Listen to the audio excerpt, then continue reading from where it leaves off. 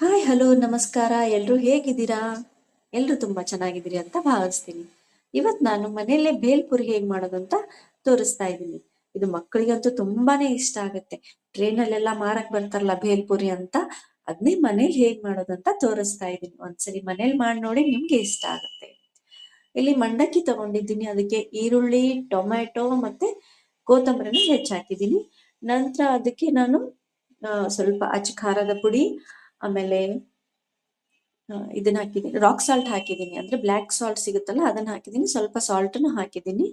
ನಂತರ ನಾನು ಇದನ್ನ ಮನೇಲೆ ಮಾಡ್ಕೊಂಡಿರೋಂತ ಈಗ ಚಾಟ್ಸ್ ಮಸಾಲೆಲ್ಲ ಸ್ವೀಟ್ ವಾಟರ್ ಹಾಕ್ತಾರಲ್ಲ, ಅದೇ ತರ ಇದನ್ನ ಮನೇಲೆ ಮಾಡಿದೀನಿ.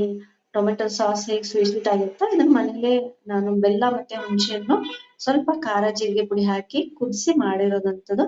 ಇದೊಂದು 15 ದಿವಸ ನೀವು ಇಡ್ಬೋದು.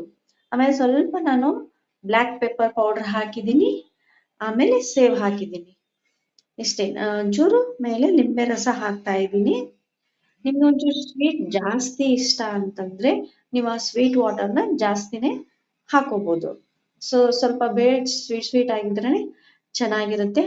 ಅದನ್ನ ಮನೇಲೆ ಆರಾಮಾಗಿ ಮಾಡಿ ನೀವು ಆರಾಮಾಗಿ 15 ದಿನಾನು ಇಡ್ಬೋದು ಅದನ್ನ. ಯಾಕಂದ್ರೆ ಕುದಿಸಿರುತ್ತಲ್ಲ, ಕುದಿಸಿ ಮಾಡೋದ್ರಿಂದ ಅದನ್ನ ನೀವು ಜಾಸ್ತಿ ದಿನ ಇಡ್ಬೋದು.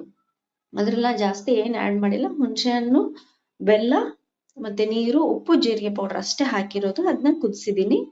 ನಂತರ ಈಗ ಭೇಳ್ ರೆಡಿ ಆಗಿದೆ. ಇದನ್ನ ಸರ್ವಿಂಗ್ ಪ್ಲೇಟ್ಗೆ ಹಾಕೊಳ್ತಾ ಇದ್ದೀನಿ. ನೋಡಿ ಎಷ್ಟು ಚೆನ್ನಾಗಿ ಬಂದಿದೆ. ಇದು ಹೆಲ್ದಿ ಕೂಡ, ಯಾಕಂದ್ರೆ ಯಾವುದೇ ಆಯಿಲ್ ಯೂಸ್ ಮಾಡಿಲ್ಲ, ಯಾವುದೇ ಜಾಸ್ತಿ ಮಸಾಲಾನು ಯೂಸ್ ಮಾಡಿಲ್ಲ. ಅಷ್ಟೇ ಸಿಂಪಲ್ ಆಗಿ ಈವ್ನಿಂಗ್ ಸ್ನಾಕ್ಸಿಗೂ ಮಾಡ್ಕೋಬಹುದು, ಅಥವಾ ಬೆಳಿಗ್ಗೆ ಟಿಫಿನ್ಗಾದ್ರೂ ನೀವು ಮಾಡ್ಕೋಬಹುದು.